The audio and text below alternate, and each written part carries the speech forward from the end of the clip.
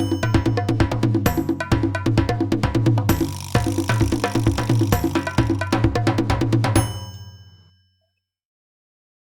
and welcome to yet another episode of the Gritty Hour.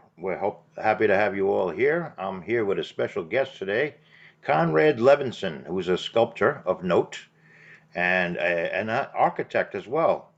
And welcome to the Gritty Hour, Conrad. Thank you, Tom. Happy to be here. Oh, good. So you were an architect. Are you a retired architect? I am retired. I don't practice architecture anymore, but I had a full 45-year career That'll hold. in, in private practice and including a stint in the nonprofit corporate world. So I've been on both sides of the fence. You were based out of New York City at the time? Yes. And where did you work mainly? The work was mostly in New York, although I did go as far as Washington, D.C.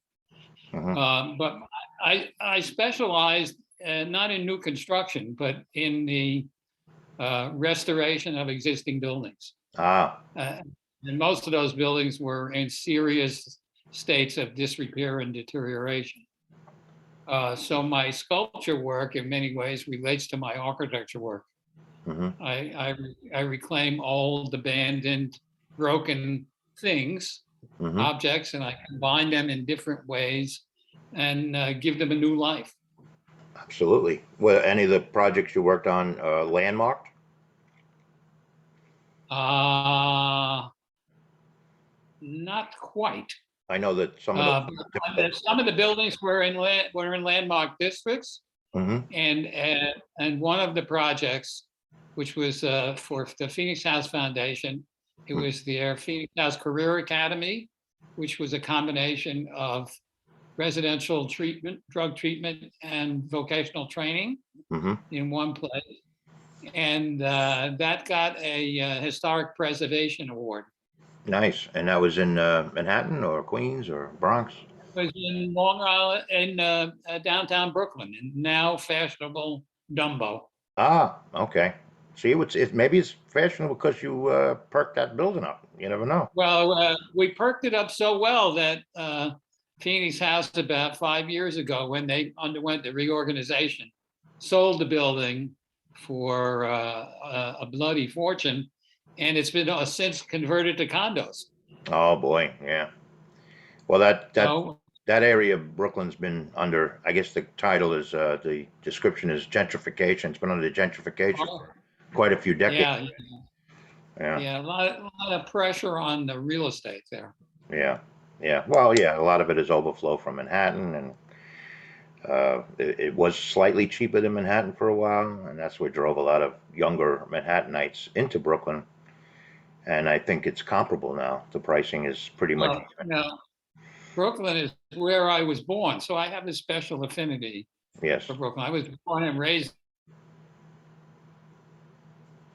In fact, I have 2 grown children who live in Brooklyn right now. Oh, very nice. I should interject. Your father was Sam Levinson, the humorist. And I remember Conrad and I are friends, and I remember you showed me, Conrad, I guess he was involved, or he was a fan of the Brooklyn Dodgers. Oh yes. Yeah. My father was a very famous Brooklynite.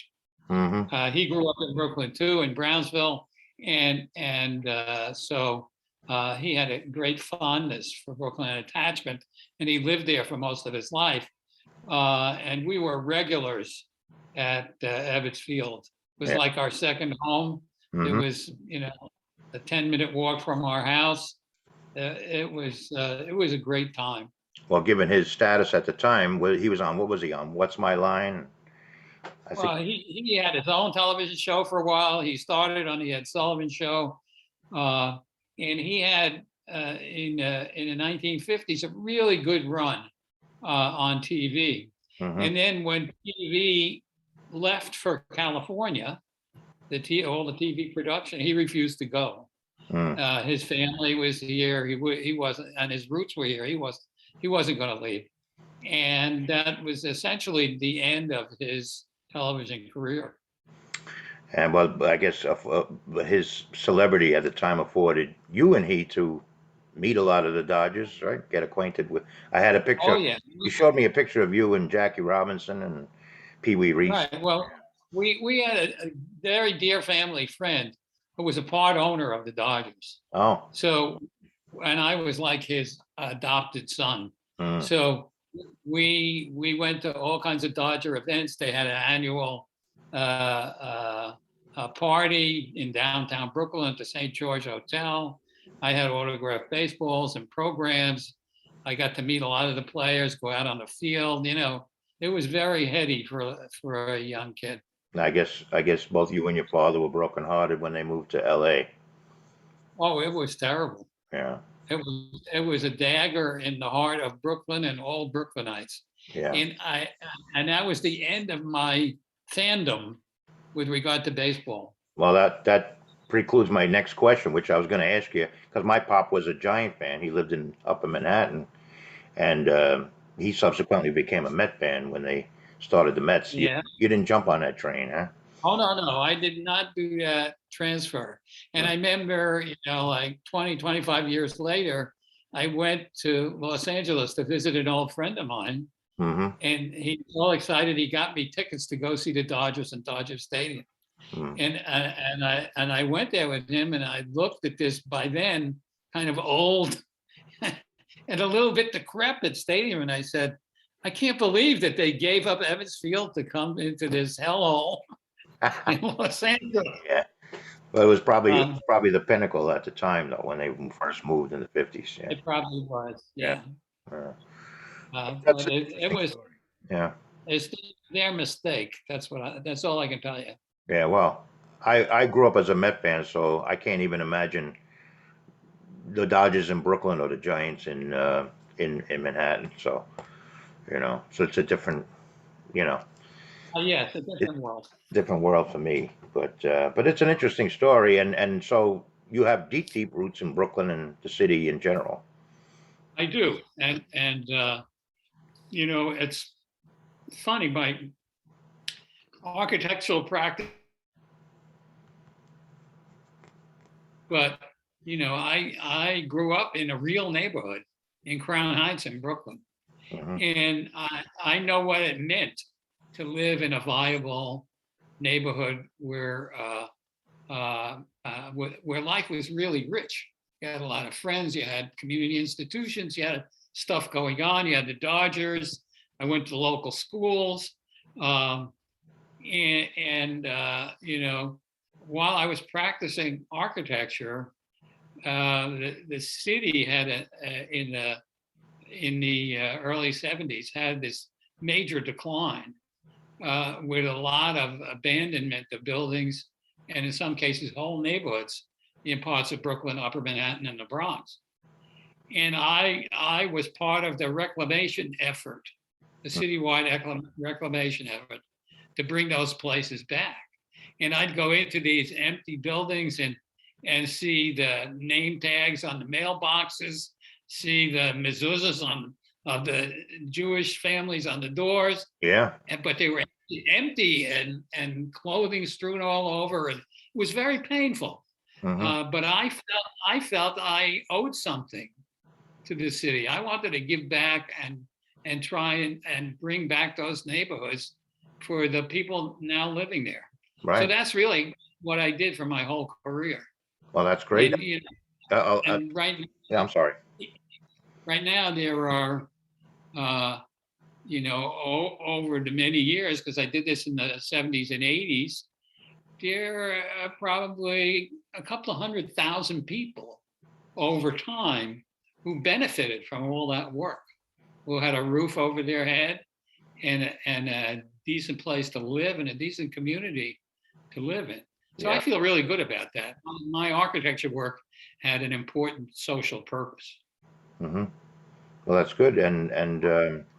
What I was going to say was people that aren't from New York that might be listening to us or watching us don't realize that really New York City, Manhattan, and the other four boroughs is really just an assortment of neighborhoods, self-contained neighborhoods that conglomerated into a city. So to your point about Crown Heights, I could say the same about my neighborhood. It was self-contained. When you were a kid, you didn't even have to leave it if you didn't want to. That's right. Yeah.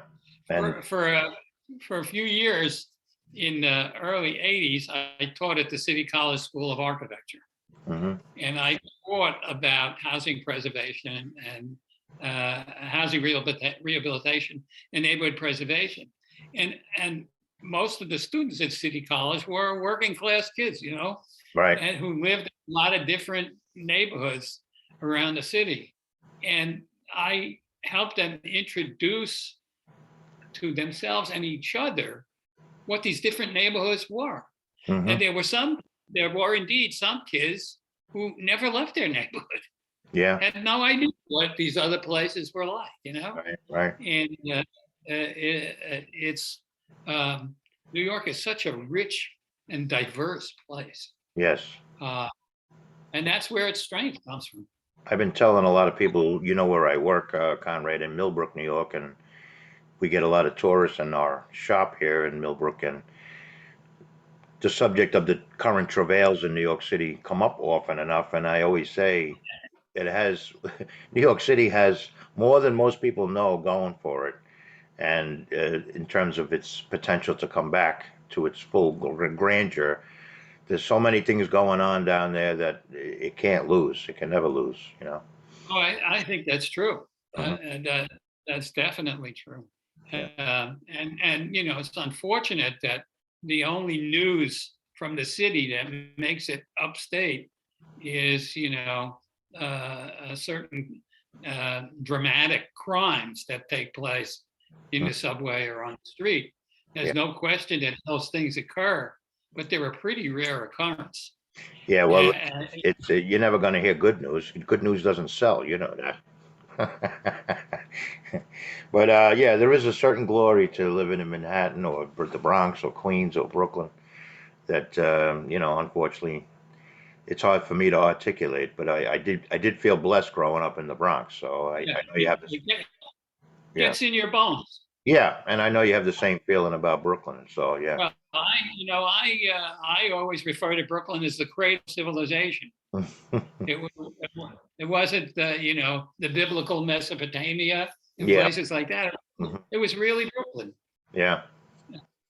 and famous athletes, famous politicians. Ruth Bader Ginsburg is from Brooklyn. Hmm. Bernie Sanders is from Brooklyn. Hmm. Tony Fauci is from Brooklyn. You Hmm. know, and my father was from Brooklyn. Yes. So Brooklyn really, a lot of really important and interesting people grew up in Brooklyn. Yes. Yes. Well, Sotomayor is from the Bronx. I have to throw that in there. But anyway, let's move on. I think you should.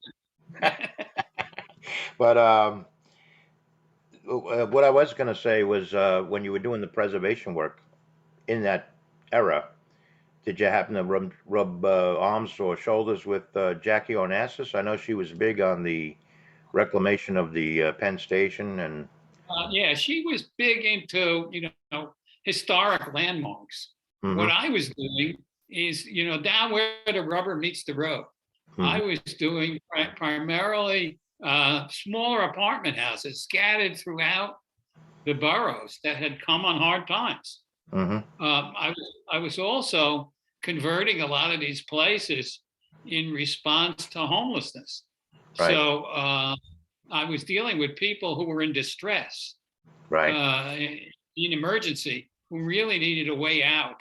Mhm. And so I created emergency shelter and transitional housing and permanent housing for people of lower income to help them, get back into society. Right. Well, God bless you for doing that.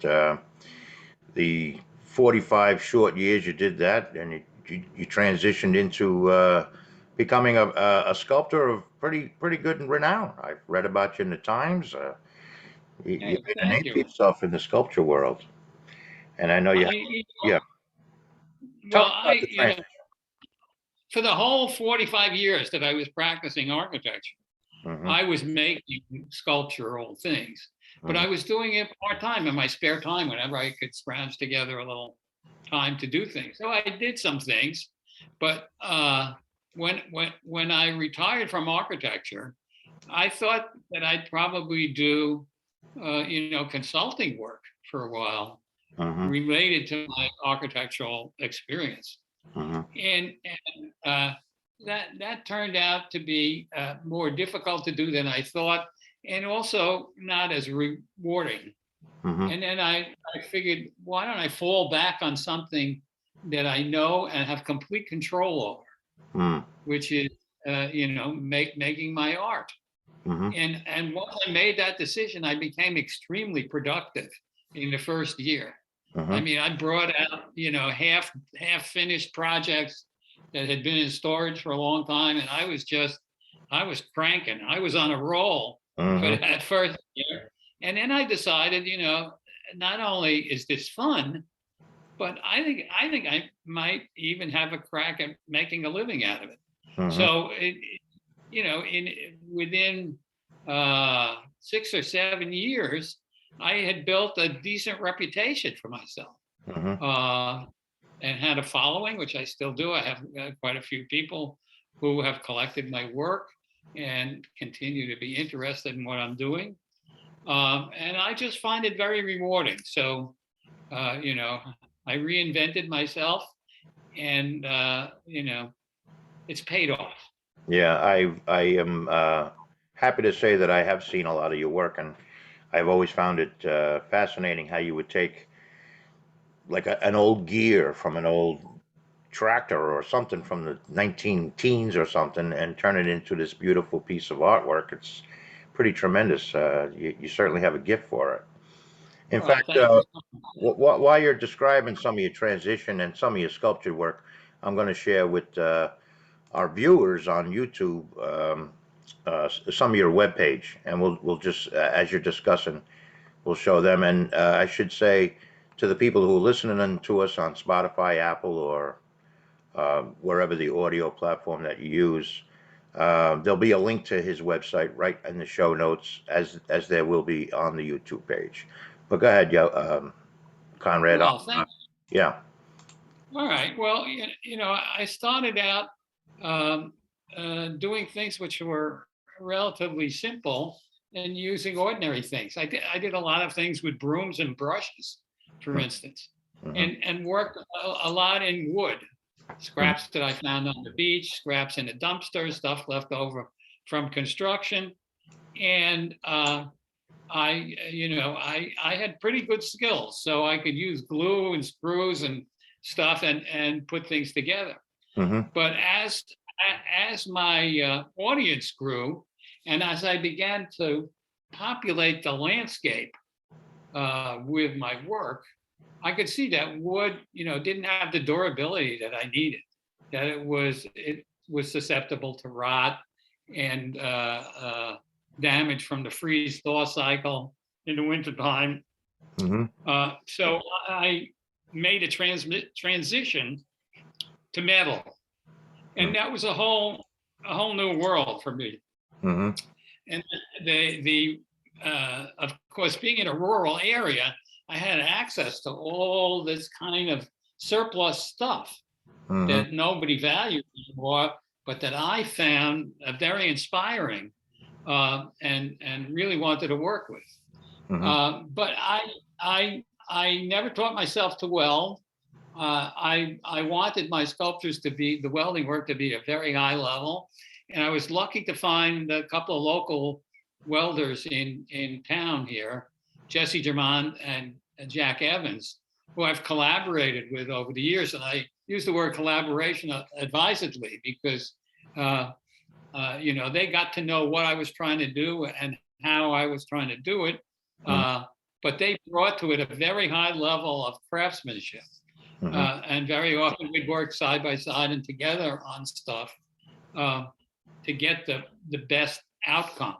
Mm-hmm.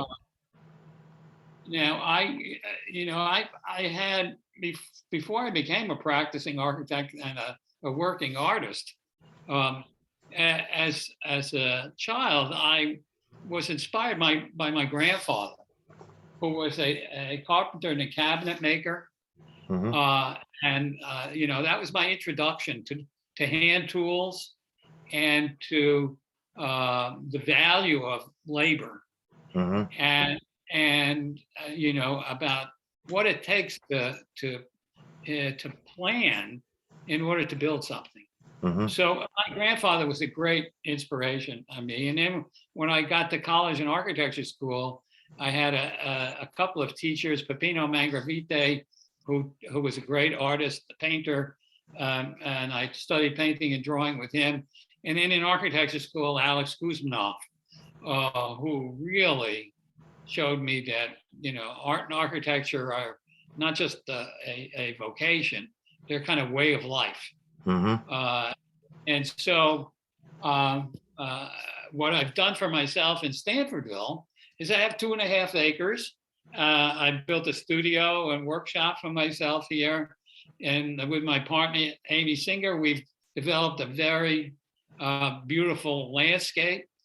And a lot of my sculptures are out there populating that landscape now. Yeah, and Um, I've also seen your work in other towns like Red Hook and here in Millbrook. well, yeah, over the years, I have participated in, you know, in major outdoor exhibitions, Hmm. including the sculpture expos in Red Hook for 3 years. I was in Highland Falls. I was at Saunders Farm in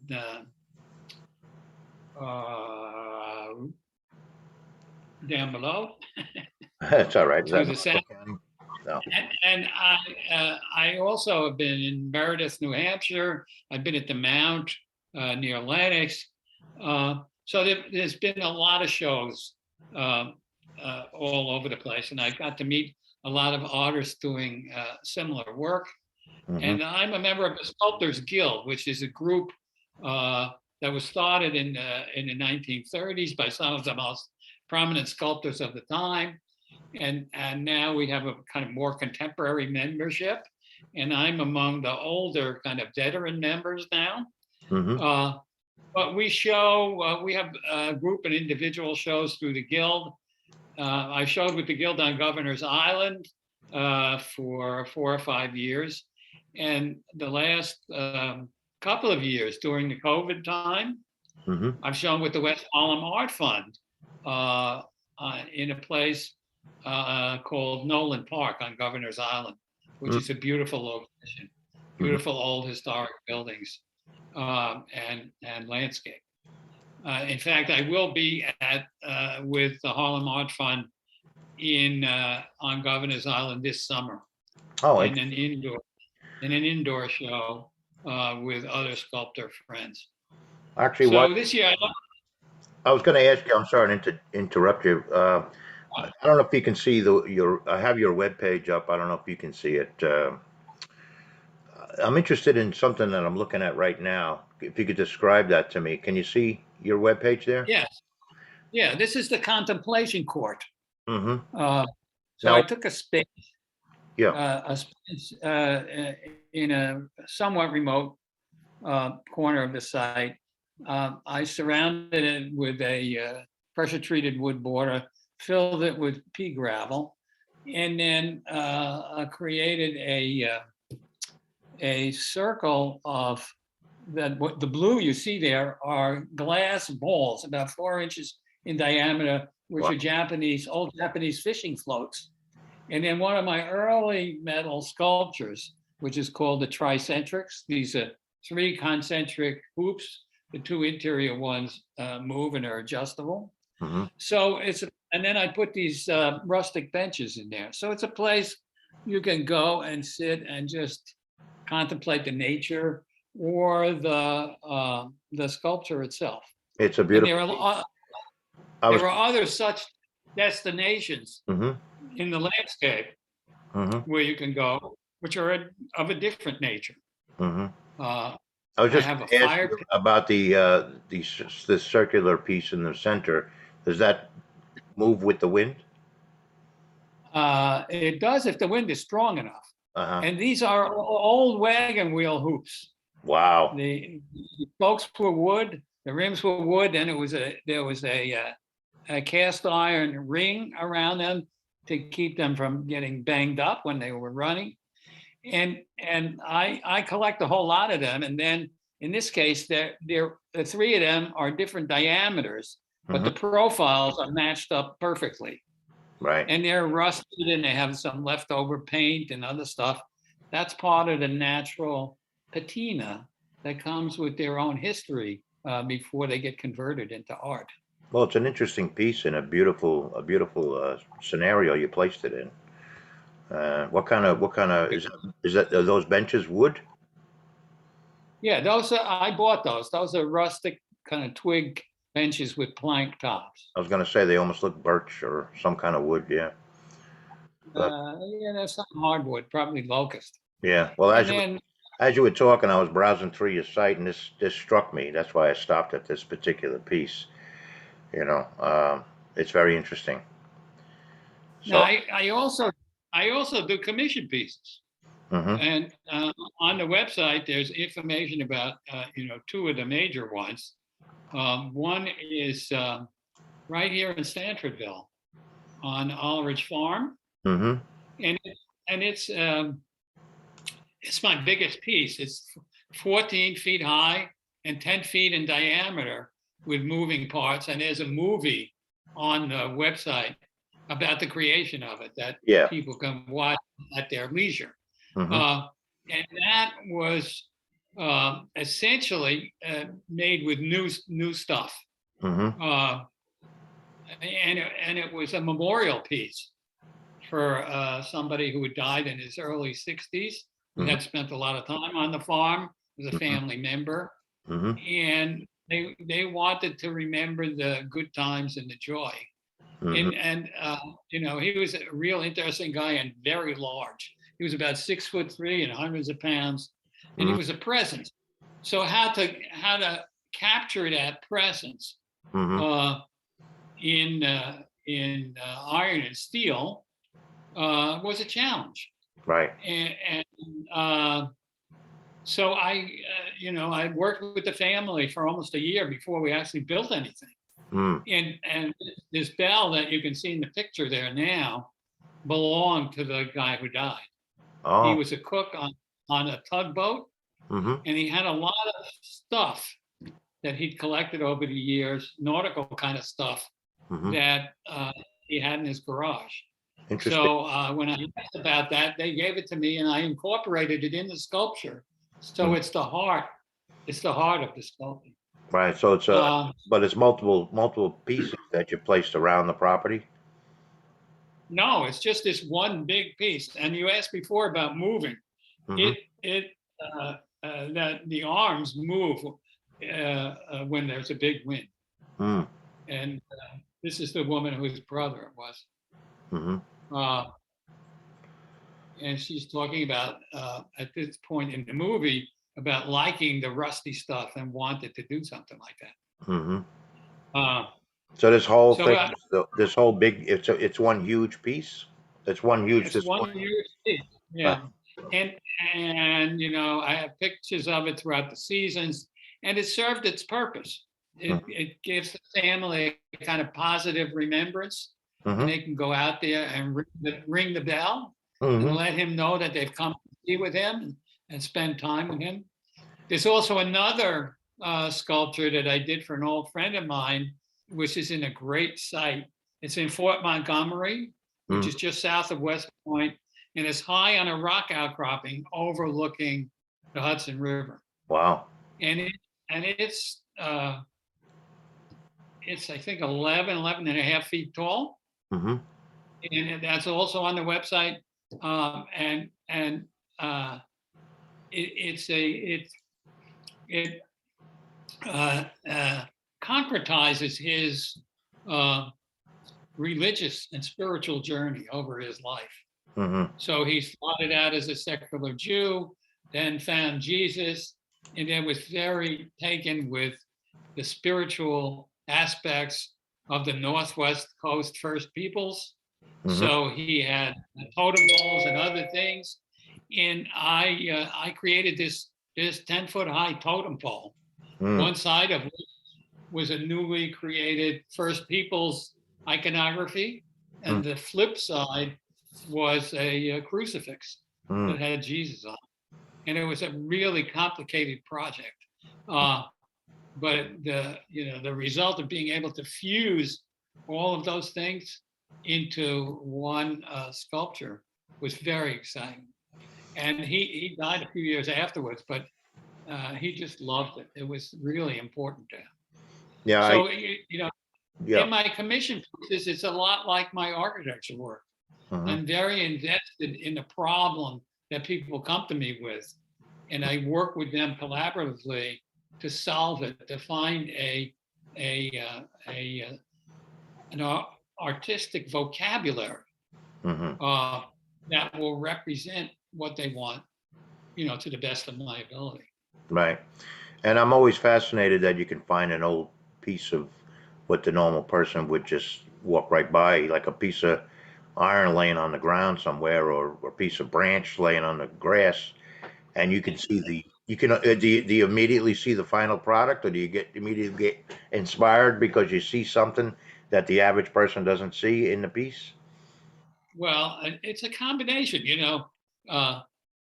When I was younger, I had a kind of unlimited capacity to bring home things that would potentially become something. And I had the luxury of time to be able to do that.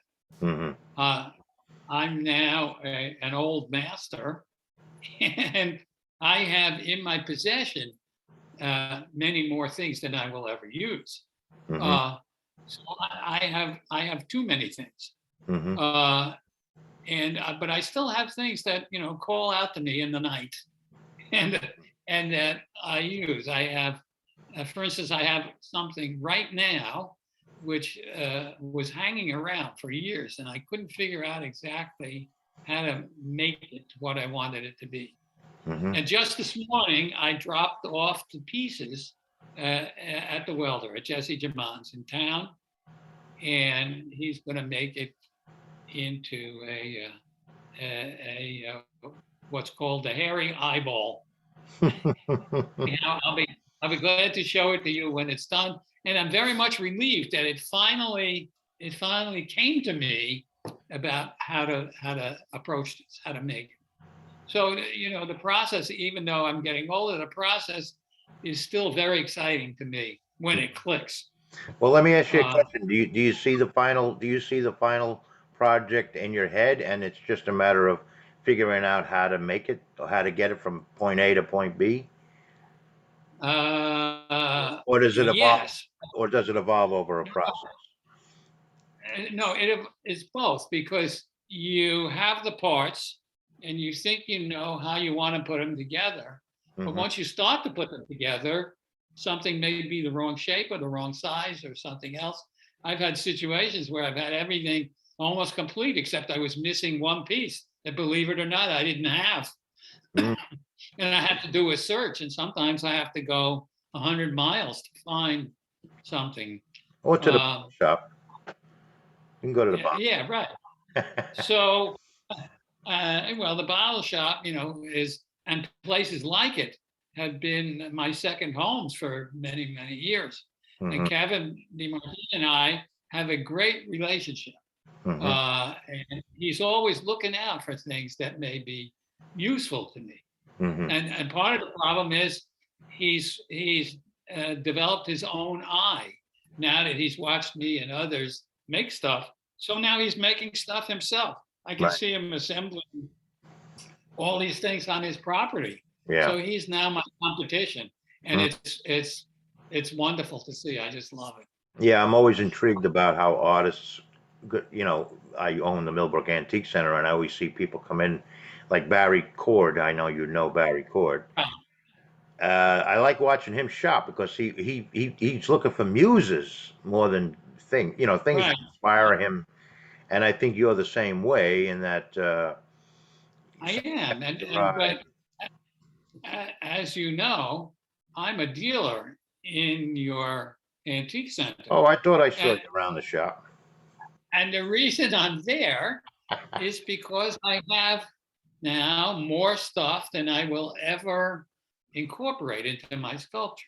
Mm-hmm. So the Antique Center is my outlet.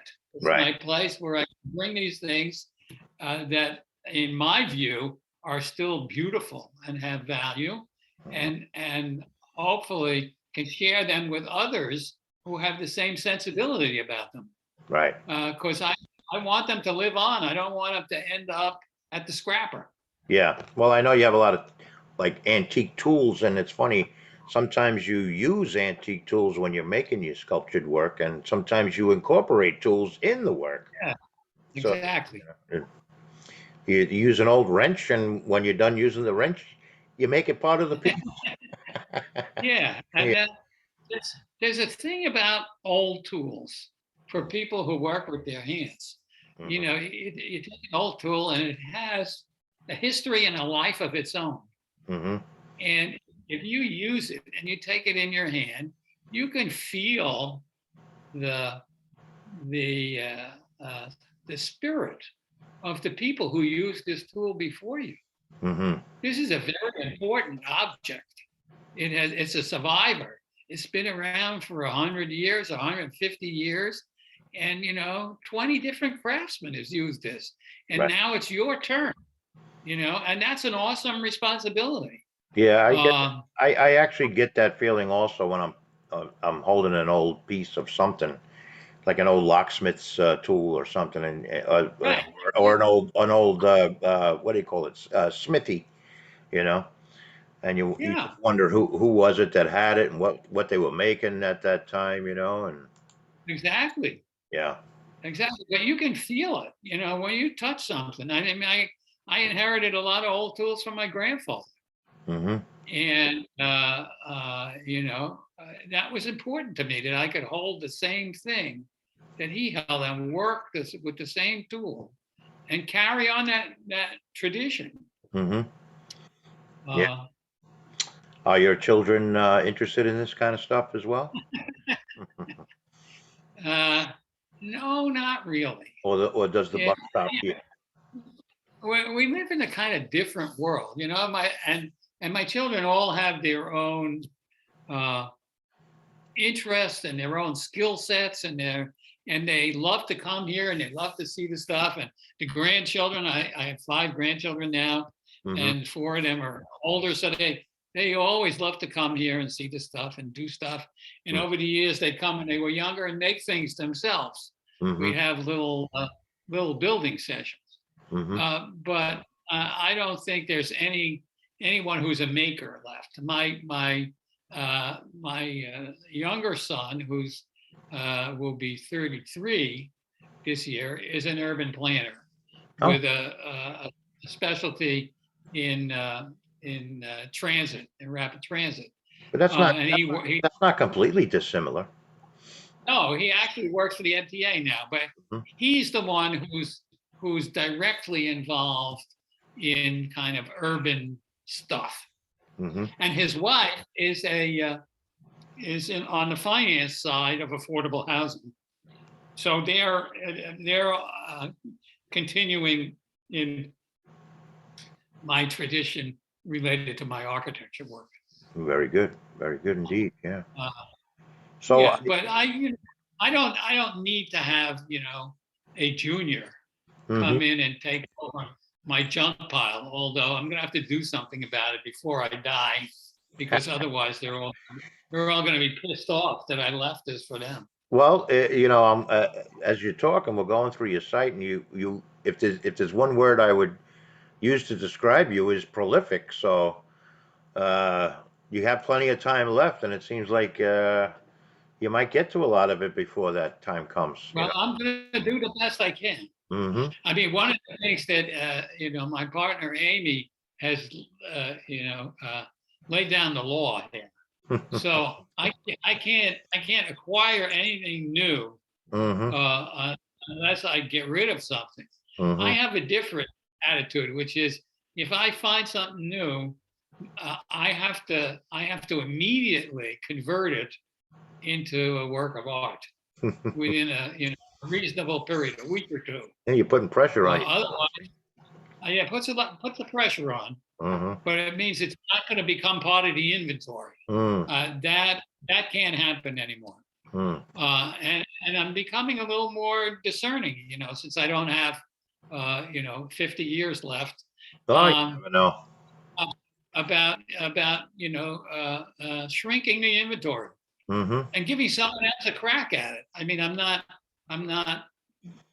throwing the stuff away. Mm-hmm. I'm channeling it back out Mm-hmm. into that world where someone else hopefully will get it, appreciate it, and use it. Now, how long you been a like full-time sculptor after your retirement? Since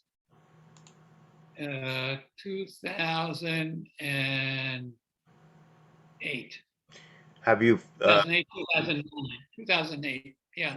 when you look in retrospect, do you see an evolution in your work, or is it relatively consistent in the style, or do you feel like it's Well, evolved? it's interesting because it's not a particular style, Mm-hmm. only in the sense that it uses old rusty stuff. Mm-hmm. Uh, uh, but I don't have preconceived notions about what I'm going to do. Mm, I come upon some really interesting material mm-hmm. and I transform it into something else, uh, but I'm not bending it to my view. Right. I'm responding to what it's telling me it wants to be. Gotcha. So, Uh, in the light of that, like I'm looking at Screw Totem, the picture on the left of the two here. yes, One is inside right. out, one is screwed out. Walk me through what Screw Totem is, how you assembled it, and what was the individual components of it. I'm fascinated by it. Yeah, well, I can understand that. Now there's a wood screw which forms the torso of this sculpture. Right. Uh, See, now I and, thought that was and a and spring. no, it's not a spring. It's a solid oak Okay. screw. So it was for some kind of very large press, maybe apple press or olive press or something. Mm-hmm. Um, and these holes in the bottom. See, I've got it inverted. I got the screw part up, and in the base, those holes were for they put large timbers through those holes, and Mm-hmm. either human beings or animals would walk around in a circle, and then the screw would go to a gear and it would move some kind of grindstone or something like that. Right.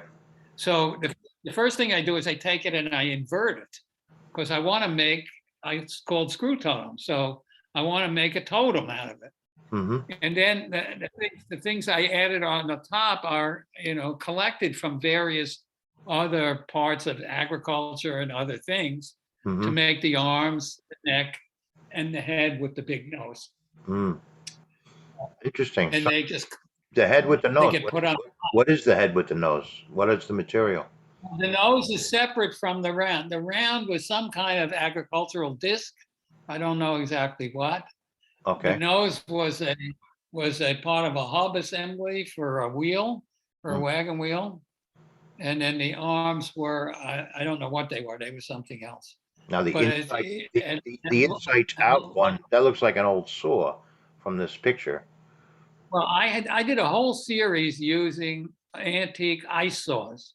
Mm. And in this part of the world, they are of great significance because the Hudson Valley, including the Hudson River, was the center of ice harvesting industry in the 19th century.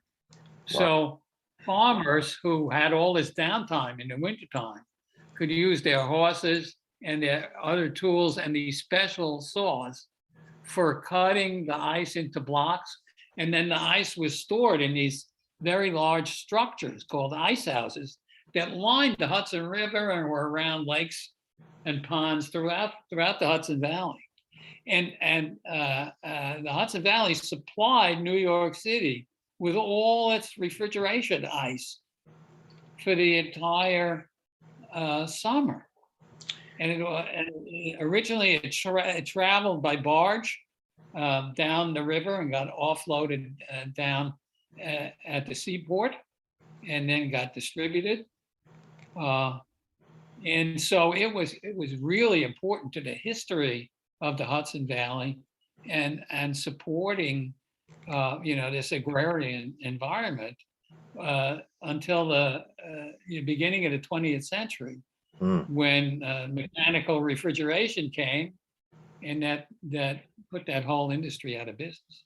So you had access to a lot of eyesores again, I'm assuming. Yeah, and again, I came across one someplace, and I said, "Wow, look at this! This is not your ordinary hand tool."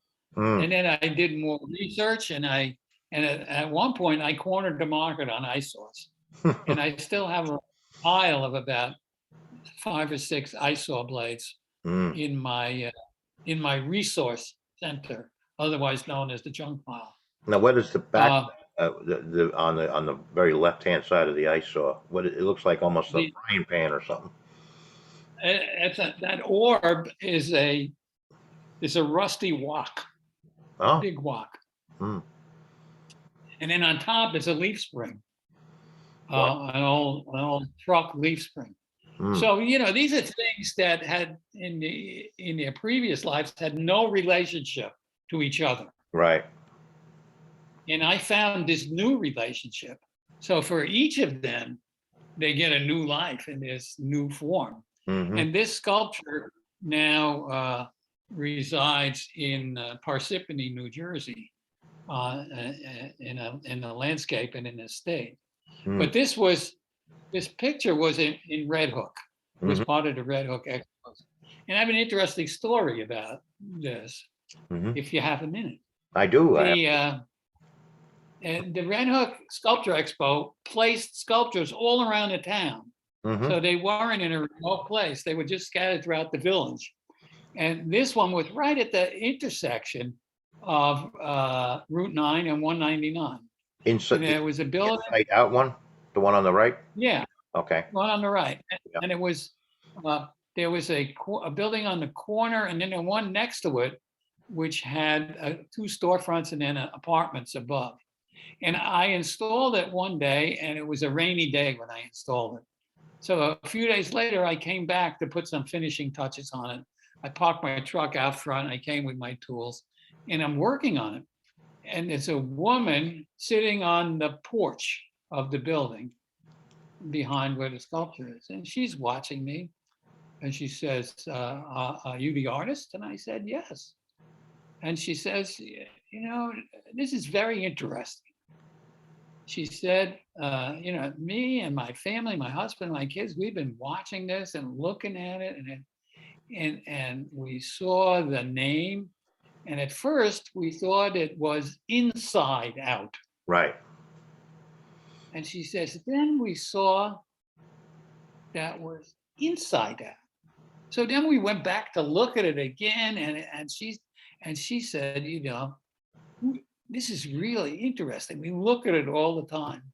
And so for me, this was like bingo.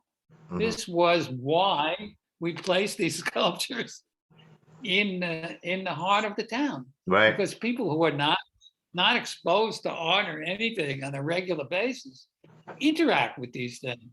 Yeah. And it was like, this was like a home run. Yeah, she was mesmerized by it. Yeah. Yeah, and interested in our children and everybody. Mm-hmm. And that's why you do stuff like that. Yeah, sounds like it was satisfying to you. Yeah. Yeah. So before we let too much time get away, I wanted to talk about what you might. I know we're already in April of 2022, so I want to talk about what you might have coming up this year in terms of installations or exhibits that you might be getting into this year. So, well, like I mentioned before, I will be back on Governor's Island. Mm-hmm. Is this starting the end of April with West Harlem Art Fund. Art Fund? Okay, we discussed that. And can the you see the page I'm looking at now? Oh yes, Yeah. That's the description of my work from their website. Yeah.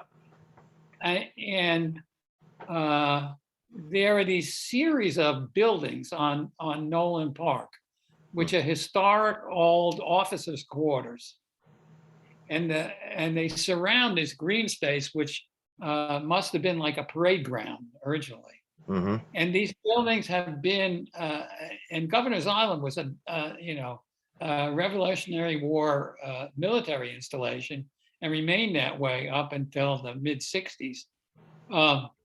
So these buildings have been abandoned and not fixed up. Mm-hmm. And they have no heat or hot water or anything in them. But they let art groups come and use them in the summertime Mm-hmm. to put on exhibitions and performances and stuff. When people come to the island, they go to visit. Mm-hmm. So that's where I'm going to be this year. I have three of my sculptures are going to be there, and they're all range in size from about 24 inches high to, I don't know, 18 inches high. They're tabletop or manteltop Mm. pieces. And what when does that begin? Do you know? That should, I think, open to the public May 1st. And Mm-hmm. it'll run through November. Oh, okay. And I don't know yet about other shows. COVID has made it very difficult over the last few years. Absolutely, yeah. We're thinking that things may open up again now, but I'm not so sure. Things are very fluid with regard to COVID, Mm-hmm. and I'm not sure how many of these venues are going to open again this summer. Right. So I'm kind of rolling with the punches here and waiting to see what happens.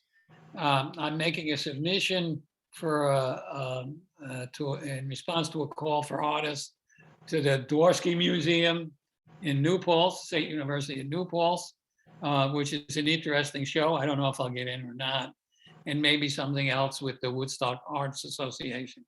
So I'm keeping my fingers out there, but I may just have to spend this summer making more things and keep maintaining the things that I have, working in the landscape, and just wait till we get back more to something like normal. Yeah. Well, I know I you think didn't you sneak one in last year in Garrison? Was there something in Garrison? Was it there Boscobel? was. Yeah.